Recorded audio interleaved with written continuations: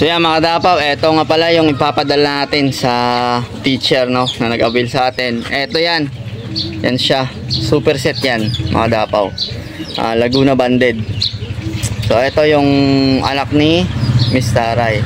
Tapos eto, lola ni Damulag. Ayan siya. Ganda. Producer yan mga dapaw. Ayan siya. Nag-produce na yan ng mga multiple pulling winner. Ayan o. Tapos yung apo niyang si Damulag, ranking for champion. Tapos yung isa natin leading nun ng Katbalogan, kasabayan nito, final lang din nabitin. So kung talagang subscriber kayo ng Aklan Flyers TV, alam niyo yan yung kinakarera natin. So ayos mga dapaw, no?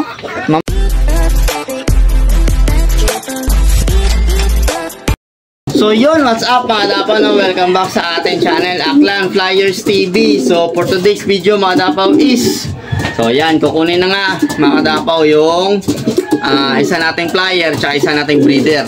So yung flyer natin mga dapaw is yung white flight natin, yung anak mismo na direkta ni Miss Taray, yung first overall champion natin na si Miss Taray.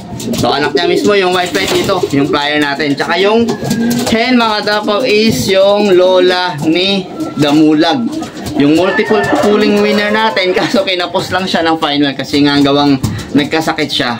So yun, goods na goods yun mga dapaw, yung ibibigay natin. So yung nag-avail pala sa atin, si Sir na Tagaybahay, teacher siya mga dapaw. So di tayo nakatanggi, gawa nga ng sabi niya sa akin ay gusto niya yung linyada natin. So subscriber din natin siya mga dapaw, no? So grabe. So overwhelmed tayo mga dapaw. So update natin yung mga ibon natin dito sa flyer. Tsaka ipapakita ko na rin mamaya kung paano tayo mag-ship ng ibon at ligtas yung ibon natin. So tara mga dapaw, tingnan natin. So yung mga dapaw, ito na yung mga young bird natin. So eto, yung round vlog natin, siya yung nawala. Yung isang bluebird natin yung hindi nakabalik after 2 weeks to. Yan o, lambing ng young bird na to. Batang bata pa talaga to mga dapaw. So unang pakawala, nawala agad. Pero ayan, bumalik siya after 2 weeks. Ito yung mga young bird natin. Yan. Yan yung grisel. Saka yan. Etong tatlo na to, lahi lahat ni ano to, ni Mysterio. Yung Mysterio line natin. Tapos eto, yan is ano to, anak ni Kuyo. Yan. Anak ni Kuyo yan mga dapaw. So same parents sila ni Damulag. So mukhang hen to mga dapaw. So yung nestmate nito ay in-avail na sa atin. Yan. Nakarang vlog, nandun din. So sana mag-uwi ng karangalan yung nestmate nito sa kanya. Gagawin yung breeder mga dapaw, naka-personal band natin yun. Tapos eto na rin. Ayan, mangingitlog na yata si ano, si 58. Ayan, si Miss 58 o, naghahakot na. So, ganda. So, kukunin na rin to mga dapaw, no? So, in-avail na rin sa atin to, binayaran na. Ayan. Ayan siya. So, papaliguan natin to, baka bukas mga dapaw. Ayan. Gandang ibon. Ayan. Yan yung pares niya. Tapos eto, ito yung first clutch ni Miss Taray. Second clutch yung ano na yun, yung white flight mga dapaw. Tapos ito si ano, kanya ba? Si Laylay, ayan siya. Ayan si Laylay, oh. Ayan, ang ganda. Ang ganda pa rin ni Laylay mga dapaw. So kukunin na rin siya mga dapaw. So sana nga mag-uwi ng mga karangalan to yung magiging anak nila sa bago nilang amo. So ganyan talaga mga dapaw, no? Hindi tayo makatanggi sa mga subscriber natin, lalong-lalo na sa mga newbie. So pasensya na sa mga veterano na nagsasabi na yung presyo daw natin ay may kamahalan. May kamahalan din kasi yung gastos mga dapaw, pasensya na po kayo. Sa mga talagang nag-aalaga, nagngangarera ng kalapati, alam nila yan mga dapaw. So hindi lang neto-neto yung ina-out natin, no? Pinaghihirapan din natin yan kahit yung mga breeder natin. Nag-acquire din tayo. So ganun na nga mga kadapaw, no? Pag pumasok ka sa pigeon racing ay gawin mo ng tama. Sistema mo, bloodline mo, yan, breeder mo, Kasi yung breeder, dyan ka nagsisimula mga kadapaw. Di mo masasabi na bili ka lang ng young bird. Di mo alam na nanalo ba yung parents niya. Baka subok line lang yung binigay sa'yo. Yan.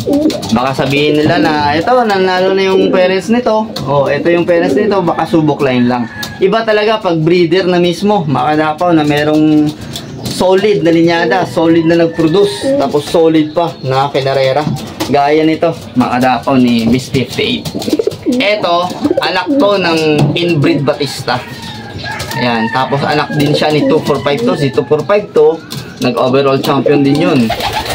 Tapos, multiple pulling winner. Yung nagiging anak nun, pamangkin niya si Wamos, yung nagbuhol natin, ng multiple pulling winner din. So, ang ganda ng record ng tatay nito. Tapos, ang nanay nito, in-inbreed natin. Inbreed siya, mga kadapaw, no?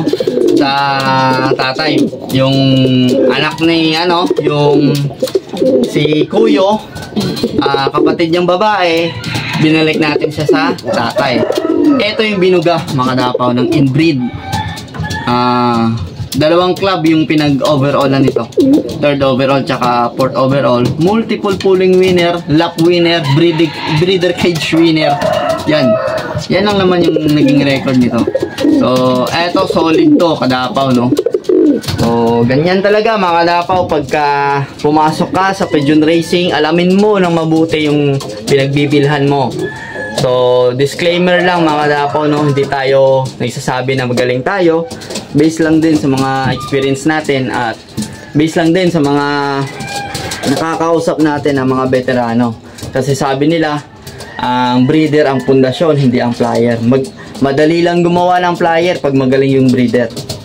So, sa flyer naman, payo ko rin sa inyo, pagka ganito, young bird, di mo yan makikitaan ng mga kadapaw na sabihin mo magaling agad. Ilipad mo muna, testingin mo muna. Sabihin mo, ito, champion line ito, yan, ganyan. Mga subok na yan, hindi, mga kadapaw. Masusubok mo lang yan pag nilipad mo na. Tsaka masasabi mo yung ibon na magaling talaga kapag nanalo na. So, yan mga kadapaw, no? Sana may napulot kayong aral dyan. So, disclaimer lang ulit, mga kadapaw, sa mga natatamaan natin dyan na pambuburaot. So, magbago na kayo, mga kadapaw, no? Kasi, kawawa kaming mga panshir na binuburaot nyo yung ibon. Tapos, sasabihin nyo, bandang huli, yung linyada nyo ay sa'yo na, no? Sabihin mo na ikaw yung bumuo. Pero sa totoo lang, mga kadapaw, yung pinagbilhan mo talaga yung dapat mong pasalamatan. Sa akin, hindi tayo nang aangkin ng ibon. Yan. So, yung mga ibon natin dito ay talagang sinasabi natin kung saan galing. So, yung mga inabil natin na ibon ay sinasabi natin kung saan ang galing. Alam yan ng mga nakabili sa atin. Alam din yan ng mga tropa natin, no? So, yung Batista talaga sa atin yan, signature line natin yan. So, napaliwanag ko na rin yan sa nakaraang vlog natin nung una pa lang tayo nagbablog. So, ayos mga kadapaw, tingnan natin yung sa baba. Yung breeder natin na ipapadala ngayon sa ibahay. Ayos. So yan mga kadapaw, eto nga pala yung ipapadala natin sa teacher, no, na nag-avail sa atin. Eto yan. Yan siya. Super set yan mga kadapaw. Laguna banded. So eto yung anak ni Miss Taray. Tapos eto, lola ni Damulag. Ayan siya. Ganda. Producer yan mga kadapaw. Ayan siya. Nag-produce na yan ng mga multiple pulling winner. Ayan, no. Tapos yung apo niyang si Damulag, ranking for champion. Tapos yung isa natin, leading nun ng Katbalogan, kasabayan nito, final lang din nabitin. So kung talagang subscriber kayo ng Aklan Flyers TV, alam niyo yan, yung kinakarera natin. So ayos mga kadapaw, no? Mamaya papakita ko kung paano tayo mag-ship tsaka yung pedigree nila. Gagawin na natin. So tara. So yan na mga kadapaw, oh. Ito na pack na natin yung dalawang ibon natin. So dito na rin yung pedigree ng ibon. Ayan, oh. So yan, papadala na natin sa Ibahay Terminal. Care off natin sa magpapadalhan kay Sir Rewel Bandong, yung map doon, Auxiliary Police. Siya yung magre-receive patungo kay Sir. So yan from Aklan Flyers TV. So yan yung pedigree natin. So yan, papadala natin mga kadatpaw. Ayos na. Ito na yung kalabati mo. Ito yung van. Papadala natin dito sa kay Jad. Kay Jad Tours. Okay na boss.